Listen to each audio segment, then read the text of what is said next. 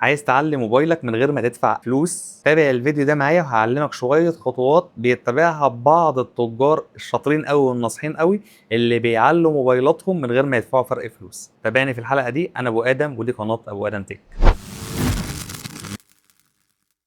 بص يا صديقي، من غير ما اطول عليك، اهم خطوه تعملها انك تبيع موبايلك في الوقت الصح. ما تستناش لما الموبايل او الموديل الجديد ينزل. بمعنى ايه؟ انا واحد بستخدم على طول موبايلاتي، بستخدم فئه الفولد. لنفترض ان الفولد بينزل من شهر 7 و8، يعني هو بينزل فعلا في الحدود دي، حدود شهر 7 وحدود شهر 8. ابيع الموبايل الفولد 6 اللي معايا في شهر 6، ابيعه في شهر 5. ما استناش لما الموديل الجديد ينزل. مجرد ما الموديل الجديد بينزل كل اسبوع بيعدي بينزل من ثمن موبايل، خصوصا في الموبايلات الغاليه. انت هتبتدي تتابع السوق بالذات في الموضوع بتاع الموديل اللي انت شغال عليه. يعني انت على طول بتشيل موبايلات اس، على طول بتشيل موبايلات فولد، على طول بتشيل موبايلات معينه. الشريحه المعينه اللي انت شغال عليها دي، تابع السوق بتاعك بينزل في شهر كام خلال السنه، تتابع السوق دوت وتبيع موبايلك على حسب السوق ده. ما تستناش لما الموديل الجديد ينزل. طيب بعت موبايلك وحطيت شريحتك في موبايل يمشي الدنيا شويه لحد ما الموبايل الجديد ما ينزل. الموبايل الجديد نزل، ما تشتروش اول ما ينزل. يعني الموبايل مثلا نفترض نزل في شهر 7، ما تشتريهوش في شهر 7، اشتريه في اخر 8. الموبايل بعد ما بينزل، اول ما بينزل اصلا بينزل بصوره عاليه قوي في السعر، بينزل باسعار مبالغ فيها. يعني تلاقي مجموعه من التجار جابوا شويه موبايلات من بره، من الامارات، من السعوديه، من مكان ما، ويبتدوا ان هم ينشروهم في السوق.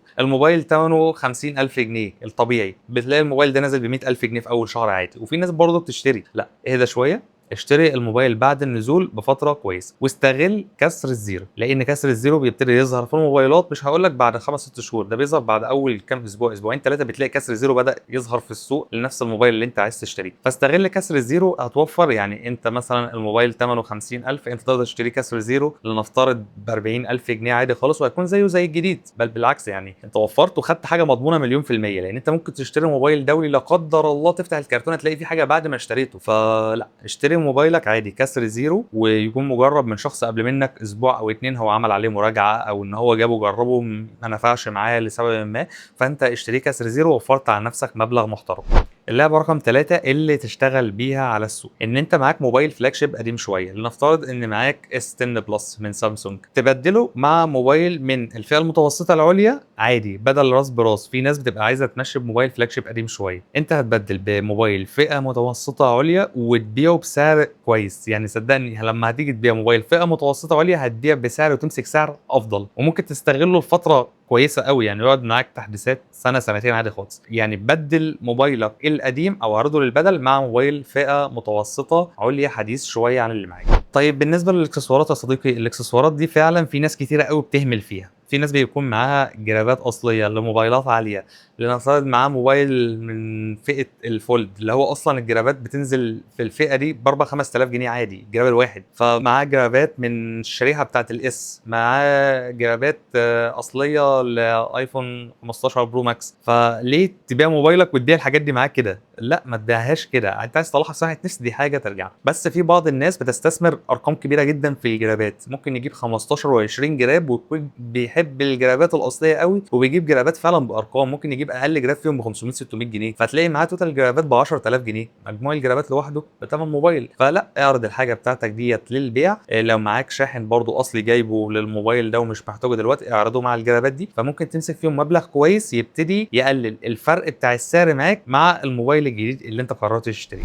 طيب بالنسبه للناس اللي معاها موبايل عدى عليه 5 6 اجيال، الناس ديت مش محتاجه ترقي لاخر موديل على طول. لا، انت لو رقيت جبت الحاجه بتاعت السنه اللي فاتت، جبت حاجه بتاعت السنه اللي قبل اللي فاتت، هتحس بفرق كبير على فكره. فمش شرط عشان انت معاك موبايل قديم تيجي مرقي مره واحده للهاي ليفل او لاعلى نقطه. لا، استغل موضوع الفرق الاجيال الكبير بين الموبايل اللي معاك وبين مثلا موديل من 2023 2024. صدقني تحس بفرق ملحوظ قوي، وفرق مرضي ليك جدا. عشان لو عملت الترقيه الكبيره دي مره واحده هتدفع فرق ضخم كانك بتشتري الموبايل من اول وجديد خالص.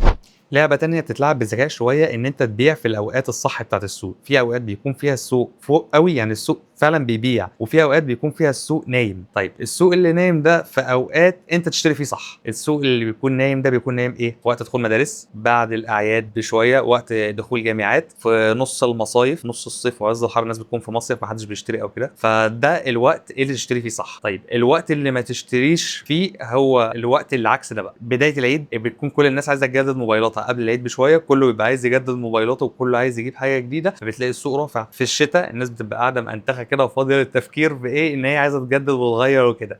بعد المدارس وفي الاجازات وفي كده في ناس كتير بتحب تشتري اثناء الاجازات الدراسيه وكده قبل بدايه الموسم الدراسي، فبتلاقي السوق رافع، فاشتري وبيع في الوقت الصح للسوق. طيب انت قررت تشتري موبايل جديد، استغل برضو العروض بتاعه التجار الكبار. في ناس معينه بتجيب كميات كبيره قوي من بره وتبتدي تنزل عليها عروض قويه خصوصا قبل نزول الموديل الجديد. انت تستغل الموضوع ده ازاي؟ تابع العروض وتابع الصفحات الكبيره وكده، ساعات بتلاقي فعلا عروض كويسه، عروض بيتباع الموبايل الجديد بسعر المستعمل وبسعر الكسر زيرو، فتابع العروض ديت صدقني هتكسب صفقه كويسه. في خطوه كمان برضو للناس اللي عايزه توفر فعلا مبالغ كبيره. الناس دي ممكن تبتدي تدور في الموبايلات اللي بيكون فيها ملاحظ بسيطه خالص، لنفترض الشاشه فيها خدش رفيع خالص، الظهر فيه يعني كراك لا يذكر، في حاجات من ديت فعلا بتكون لقط الناس بتبيعها او اصحاب الموبايلات دي بتبيعها عشان هتجدد او كده، فبتنزل في سعرها جامد قوي بتتباع. انت هات موبايل زي ده عادي وظبطه يعني، فاهمني؟ ممكن تجيب موبايل فيه حاجه بسيطه خالص زي ديت،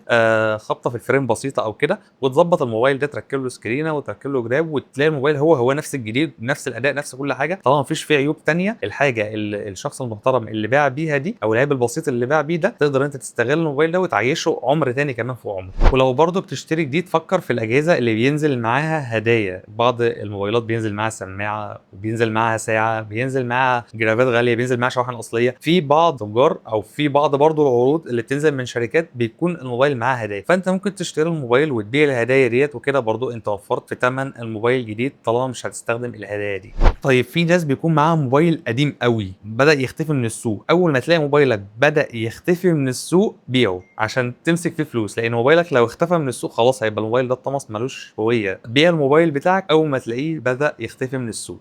بص، مش لازم تدفع فلوس ياما قوي عشان ترقي الموبايل بتاعك او تعمل ابجريد محترم، لا، ممكن انت ترقي الموبايل بتاعك باقل تكلفه. يعني ممكن تحاول توفر وتلاقي نفسك جايب الموديل اللي بعده من غير ما تدفع حاجه، تدفع حاجات بسيطه، ممكن تدفع حاجه يعني اللي هم ما يجيش 5 6% اصلا من اللي انت كنت ممكن تدفعه. فانت عشان تعمل الترقيه دي فكر وادرس السوق بذكاء شويه، وما تستعجلش زي ما قلت لك في البيع. ادرس الاوقات الصح للبيع والشراء، واحكي لنا برضو عن تجربتك في البيع وفي الشراء، احكي لنا عن تجربتك في السوق بحيث ان انت تفيد وتستفيد. اهم 5 حاجات لو عايز تعمل ابجريد لموبايلك من غير ما تدفع فلوس كتير: اولا استغل وقت البيع والشراء الصح، بيع في وقت صح قوي واشتري في وقت صح قوي. استغل لو عندك اكسسوارات بيعها لوحدها بره الموبايل، شوف العروض اللي نازله من تجار كبار، ما تشتريش الموبايل اول ما ينزل، واتبع السياسه بتاعه شراء الكسر زيرو، صدقني هتوفر مبلغ كبير قوي. كان معاكم ابو ادم، ودي قناتي ابو ادم تك. اعمل سبسكرايب، اعمل فولو، اعمل اللي عليك، انزل بص برضو على الماركت بليس، لو حاجه عجبتك ابعت لي بخصوصها. السلام عليكم ورحمه الله وبركاته.